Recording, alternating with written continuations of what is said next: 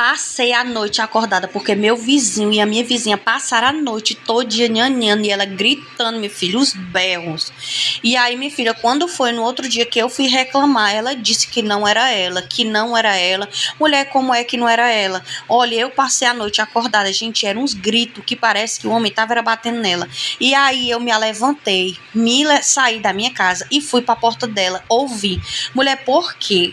Era uns gritos de socorro, mas depois que ela disse tudo, aí quando foi no terceiro dia ela veio me dizer que realmente era ela, era porque disse que o marido dela, minha filha, tinha botado o negócio todinho dentro do colo dela e disse, minha filha, que ela estava gostando e ela disse que nunca tinha gritado tanto na vida dela, mas ela disse que queria mais e mais e mais, tá, acredita?